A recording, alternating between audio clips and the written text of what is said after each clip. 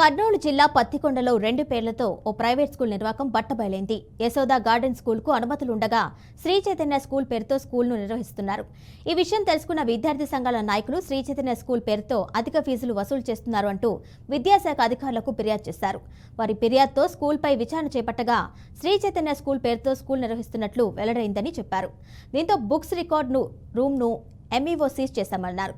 ఈ స్కూల్పై పూర్తి ఎంక్వైరీ జరిపి జిల్లా విద్యాధికారికి నివేదిక ఇస్తామని ఎంఈఓ వివరించారు.